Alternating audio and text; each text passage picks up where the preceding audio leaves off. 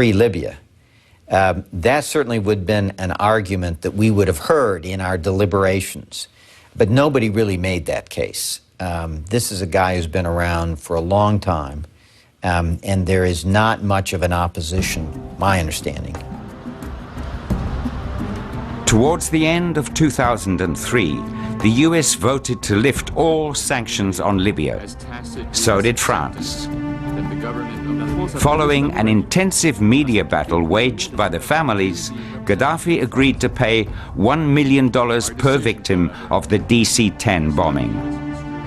The same assembly that had voted for an embargo on Libya 10 years earlier now pronounced Gaddafi officially acceptable. The former pariah had survived. He was still in power. But he wanted more. He wanted respect, prestige, and to get his own back on those who had forced him into humiliating concessions.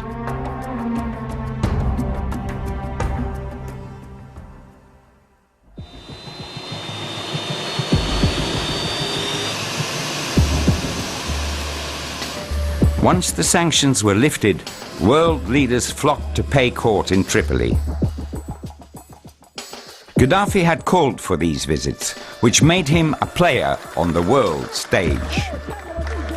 With Libya now owning the 8th largest oil reserve, as well as large natural gas reserves, everyone sought his favors.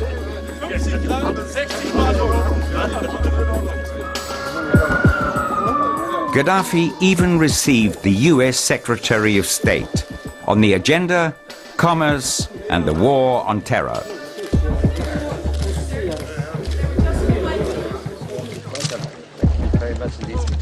Tony Blair, architect of the West's rapprochement with Libya, signed billions of dollars in contracts for Shell and BP. We sat and we talked, and once you talk with someone face to face and you engage with them, you're able to judge whether this is real or not, and I judged that it was. Some people sort of say, well, politicians shouldn't do that. I say, absolutely they should if they're trying to help their own business. So it's not something I have any difficulty with. On the contrary, I think it's the right thing for us to do, and every other European and the American countries do it too. 3 years after Tony Blair's visit, Gaddafi and his son Saif obtained the compassionate release of the only Libyan serving a life sentence for the Lockerbie bombing. Officially, he was released on health grounds. حقيقة وأيضا تقال للمرة الأولى كل الصفقات التجارية والنفطية والغاز واللي في تلك الفترة واللي أشرفنا عليها أنت كنت دائما موجود على الطاولة. فكانت كل المصالح البريطانية لما تجي ليبيا أنت دائما كنت نحط فيك على الطاولة، وبشكل شخصي كنت أشرف على هذا الموضوع.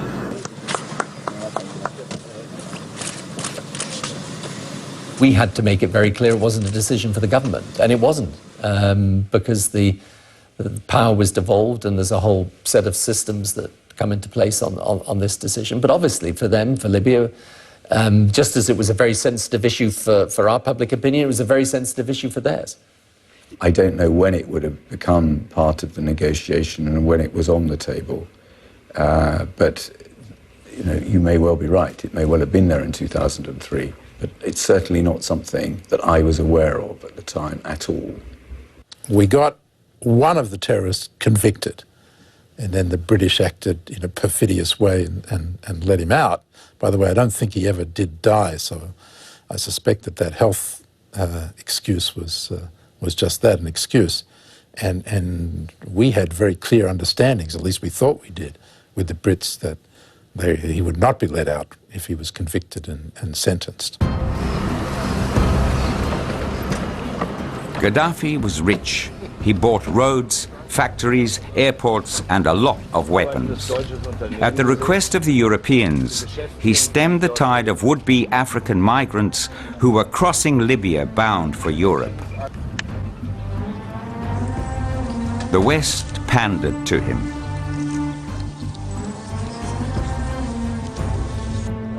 He used that to exact his revenge.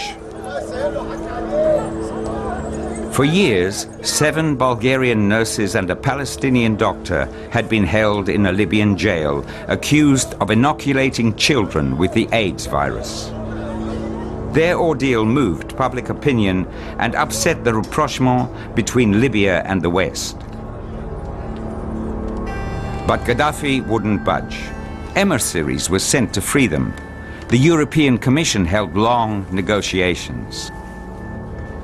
Gaddafi upped the ante. Er ist ein ausgezeichneter Verhandler, der zwar auf der einen Seite über den Dingen steht und diese also beobachtet, der aber ganz genau die Fäden zieht. Auf der anderen Seite glaube ich nicht, dass es reine Rache war, sondern es war sowohl eine Koinzidenz, die er aber auch nützte. Was er wirklich wollte, ist mit großem Stolz aus dieser Affäre auszusteigen und zu zeigen, auch ich kann großzügig sein, aber ihr müsst mir entgegenkommen und ihr müsst mich eigentlich wieder mit Prestige in die Weltgemeinschaft und in die europäische Gemeinschaft sozusagen als Partner mit aufnehmen und anerkennen. Das, glaube ich, war für ihn sehr wesentlich. In July 2007, Gaddafi granted France the privilege of bringing the nurses home.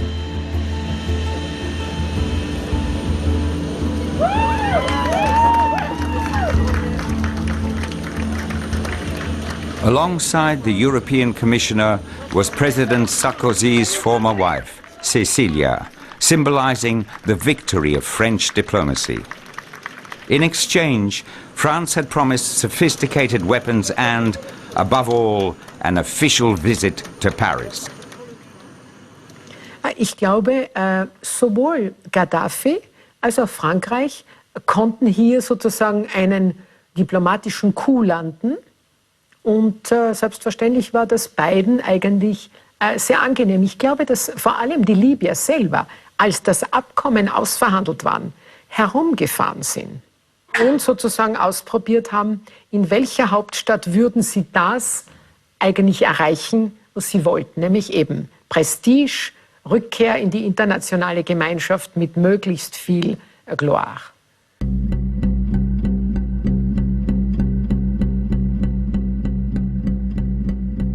For the first time since the end of the embargo, Gaddafi was welcomed on the soil of a Western country and accorded rare honors.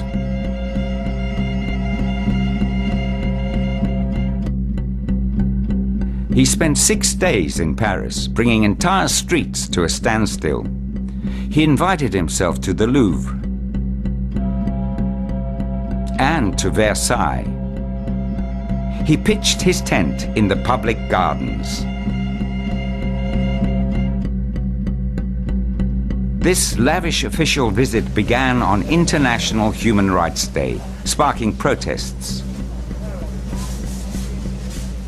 We went to France to demonstrate, and the French police, after they have given us permission to demonstrate, they stopped us from demonstrating, and not only that, they put us on a bus and they took us to a police station for 8 hours on the day of the anniversary of the Human Rights Declaration.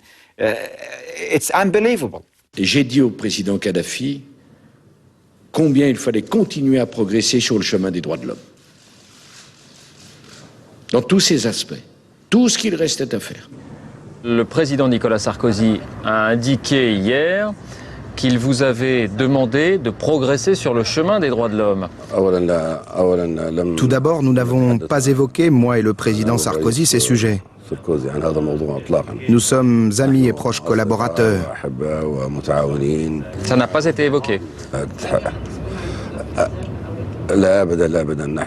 Pas du tout, absolument pas.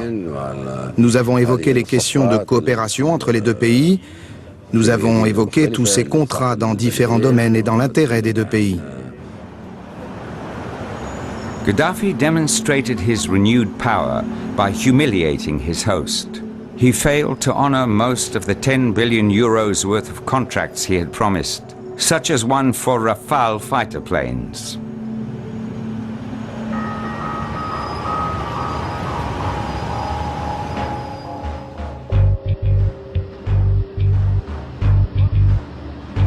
On the 19th of September 2009, Gaddafi followed President Obama in addressing the UN General Assembly. Why we failed to pass on... Thanks to solid diplomatic support in the Third World, his country would preside over the UN General Assembly for a year. The same UN that had placed him under embargo. هل المقاعد الدائمة هل نحن متساويين فيها؟ أبدا غير متساويين. منبر الخطابة فقط زي ما تخطب في حديقة. Instead of the scheduled 35 minutes, Gaddafi monopolized the floor for 1.5 hours and ended by tossing the UN Charter aside. There was no formal diplomatic reaction to this insult. 17 months later, much to the surprise of the West, Gaddafi's regime was on the point of collapse.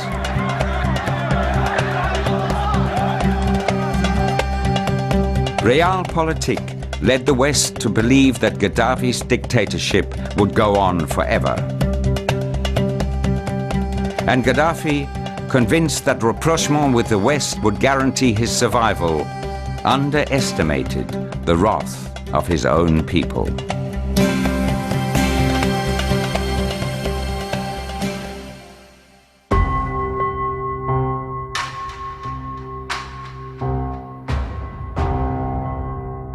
If you're passionate about documentaries, go online to view more programs, read articles and join the discussion at sbs.com.au/documentary.